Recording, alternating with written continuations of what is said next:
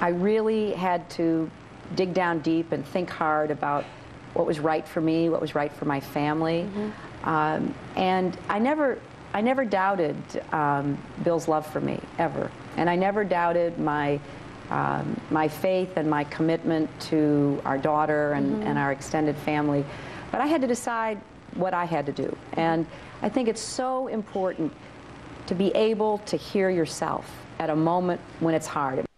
That was Hillary Clinton on today's Tyra Banks show, revealing her anguish and embarrassment over the Monica Lewinsky scandal. And tomorrow marks the 10-year anniversary of the highly publicized White House intern scandal. With us now is former Clinton advisor Dick Morris. And to keep up to date on the presidential race, you can subscribe for free to Dick's columns and newsletters at deletehillaryDOTcom. And the way they remain silent, you yourself have said on this show, Dick, that if you want to go after those old scandals and make that the centerpiece of this campaign, that's not going to help Republicans win. Maybe that's why this is not, and it shouldn't be, the centerpiece of this presidential. To me, what's important about the Lewinsky scandal and about all of the Paula Jones and all the other stuff in terms of Hillary's candidacy is not that she was the victim, but that she organized this army of 4 or 5 private detectives, some of whom were paid with private money, some in '92 by public matching funds, whose job was to find the women Clinton was involved with, not to reform him, not to divorce him, but to blackmail them into silence. And I don't think that woman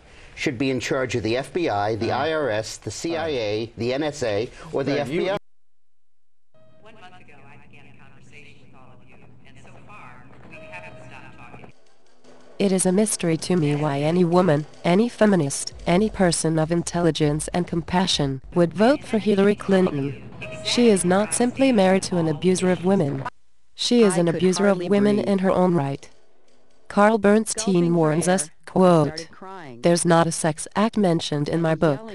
What is important is Hillary savaging the women." Close quote. You can hear him issue this warning in the YouTube video, From Carl Bernstein to the Broderick Rape, Connecting the Dots.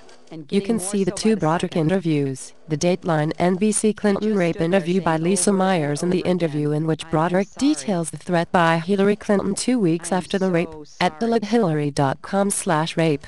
I was trying to protect you and Chelsea. I couldn't believe what I was hearing.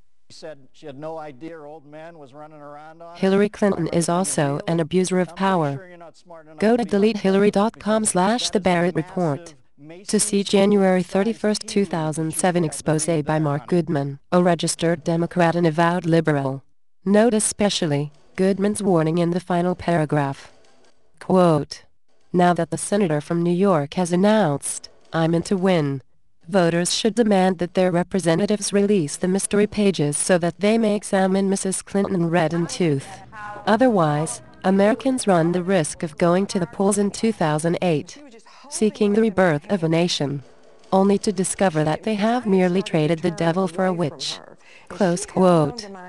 The Barrett Report documents the Clintons' massive abuses of power, which includes the routine seeking of the IRS, Soviet style, on all Clinton critics. And do not miss the irony here. The evidence documenting these massive Clinton abuses of power was redacted by more massive Clinton abuses of power.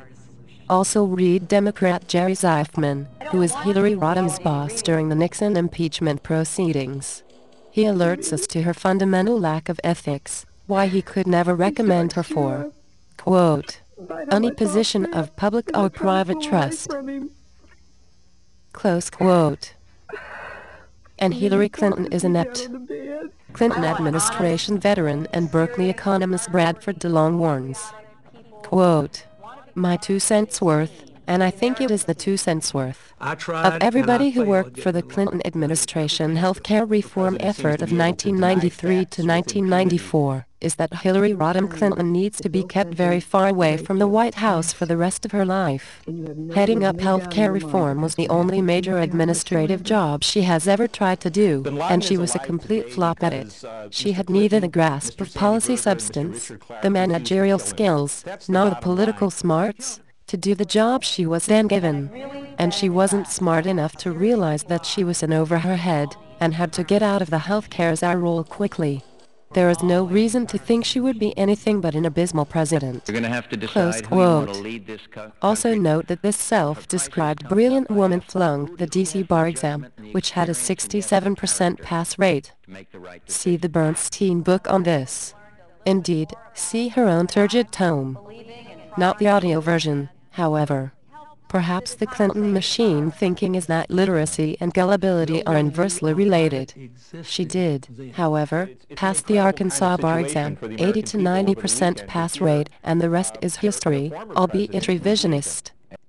Just as she flunked the DC bar exam, flunked the only managerial job she ever had, heading health care reform, Mrs. Clinton flunked her only real vetting in the campaign to date. The Philly debate. An empty pantsuit but for the arrogance and hate. If 9/11 taught us anything, it is that presidential character and moral authority count, and count most. Bill Clinton, who, for self-serving reasons, ignored terrorism for his entire tenure. See YouTube, virtual kill. Also see deletehillaryDOTcom/terrorism. Was rated by 90 historians and presidential scholars in the C-SPAN poll of presidents. Dead last in moral authority, lower than Nixon. If the variables are properly weighted, Bill Clinton will always come out dead last. That is, unless Americans are dumb enough to make the same mistake twice.